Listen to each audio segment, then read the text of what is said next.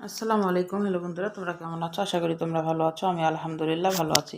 আমার শখের কিচেনে তোমাদের সবাইকে স্বাগতম। প্রতিদিনের মতো আবারও একটি রেসিপি নিয়ে আসলাম, মিষ্টি ছানা ভাজা।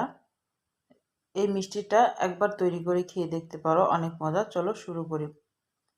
আমি প্রথমে 1 লিটার দুধের ছানা নিয়েছি। ছানাটাকে ভালোভাবে একদম হাত দিয়ে মেখে নিব।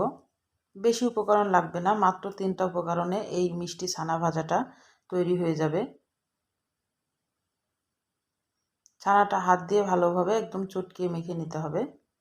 এটা মিষ্টি যেভাবে মাখায় সেভাবে না মাখলেও চলবে, এমনি আটা মাখানোর মতো করে ছানাটাকে মেখে নিতে হবে। ময়দা যেভাবে মাখে সেভাবে মাখলেই হবে এটা।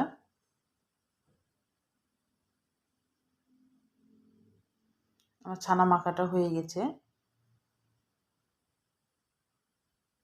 এই রেসিপিটা বাচ্চাদেরকে করে দিলে বাচ্চারা অনেক খুশি হয়ে যাবে। ঝটপট, কোনো ঝামেলা ছাড়াই। একটু দুধ থাকলে দুধে ছানাটা কেটে 2টা জিনিস মিশিয়েই এই রেসিপিটা তৈরি করে দেওয়া যায়। এবার আমি চিনি মিশিয়ে দিচ্ছি 1/2 কাপ। চিনিটা তোমাদের মিষ্টি অনুযায়ী দিবা, যে যেরকম খেতে পছন্দ করো।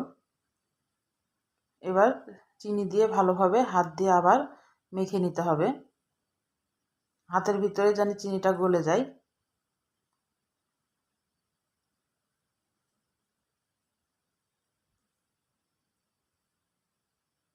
এটা নাস্তা হিসাবেও খাওয়া যায়, বাচ্চাদের টিফিনেও দিলে দেওয়া যাবে এই রেসিপিটা।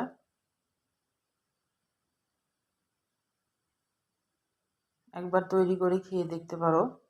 এবার ছানাটা আমি চুলাতে বসিয়ে দিলাম। চুলার জাল একদম মিডিয়াম থেকে লোয়ের মাঝামাঝি রাখবো। রেখে আস্তে আস্তে ছানাটাকে সুন্দর করে নেড়ে নিব, একদম ভাজা ভাজা করে ফেলবো। এটা মিষ্টি ছানা ভাজা, আমি বললাম একদম ভাজা ভাজা করে ফেলবো।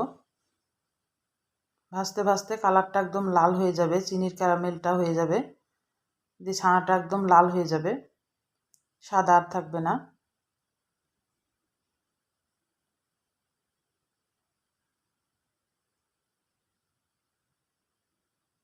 এভাবে আস্তে আস্তে একদম লো আঁচে সময় নিয়ে এটাকে ভেজে নিতে হবে।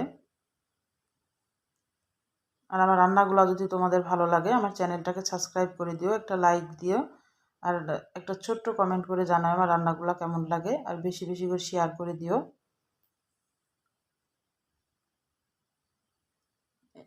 1 টেবিল চামচ ঘি দিলাম, চা চামচের এটা 1 টেবিল চামচ হবে ঘি। এবার ঘি দিয়ে ভালোভাবে নেড়ে নিব। বললাম 3টা মাত্র উপকরণ, ঘি, চিনি আর ছানা। ঘিটা দিলে ফ্লেভারটা ভালো আসে, মিষ্টিটা খাইতে অনেক মজা লাগে। একবার বাড়িতে তৈরি করে দেখতে পারো, যে আমাকে একটা ছোট্ট কমেন্ট করে জানাতে পারো যে আসলে কেমন হয়েছিল এই মিষ্টিটা।